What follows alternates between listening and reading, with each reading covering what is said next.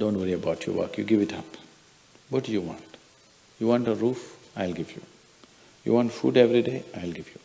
All you have to do is just sit in one place and be blissful. I will feed you for the rest of your life. Can you do? No, you want to mess up something every day. People say they're only working for a living. I said, don't worry, I'll give you shelter, I'll give you food every day, no problem. All you have to do is, I want to see tears of blissfulness every day. That's all the requirement. You don't have to do any work, you don't have to serve me, you don't have to produce anything, nothing. Just sit here blissfully, we'll feed you, we'll worship you. No. So the problem is not in your work, the problem is not in your life, the problem is not in the world that you live, the problem is just that you have not done the necessary things for this one to flow through this effortlessly, beautifully. The necessary work has not been done and we are just hoping it'll happen by accident. It doesn't happen by accident. Lot of people in the world think United States of America is heaven. But people who live here don't think so at all. Isn't it so? Isn't it? A lot of people in the world are dying to get an entry into the country. If you open up the southern borders, 10 million people will enter tomorrow morning because they think this is heaven. But you are not experiencing it that way, isn't it? You are not experiencing this as heaven because hell and heaven is not a geographical place. Hell and heaven is what you make out of yourself, isn't it?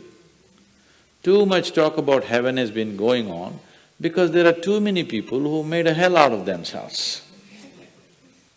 If you had made a heaven out of yourself, would you talk about going to heaven?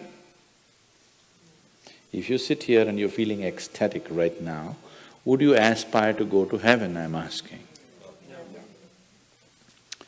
Once it happened, early 20th century,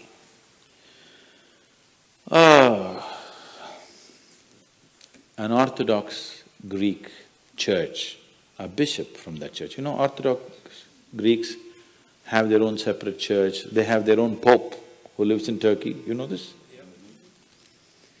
So a bishop from this order had heard so much about Indian mysticism and he wanted to go to India, but he never got around to make it because he had to serve the cloth that he wore.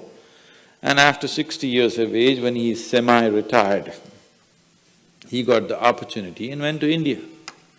So he came to South India, near where we are, and he wanted to meet a mystic, a yogi. So somebody said, go up this mountain, near a cave, there is a yogi sitting, you can go. So our man went, plodded up the mountain, halfway up and went. In front of a cave, an old man with a gentle smile upon his face was just sitting with his eyes closed. So the bishop went and prostrated. He cannot do it, he is not made for that. But they had told him, if you go to India, you have to crawl. He prostrated like this and with all his four limbs he got up. The yogi looked at him with amusement. Obviously, he has never prostrated anywhere before. And he smiled. Then the bishop said, I am like this, I am a bishop. I have served in the church for so long, but I have a few questions, can you answer? The yogi smiled and said, yes, please, whatever the question. Then the bishop asked, what is life? At the age of 60. What is life? So the yogi closed his eyes, became very blissful and said, life is like the fragrance of a jasmine on the spring breeze. And tears of blissfulness flowed out of his eyes as he was saying this. Then the bishop said, no, no, no. Our Pope has told us life is like a thorn and we must renounce it. And even symbolically, Jesus himself wore a crown of thorns. So, how come you say this? Our Pope says otherwise. The yogi looked at him, smiled and said, well, that's his life.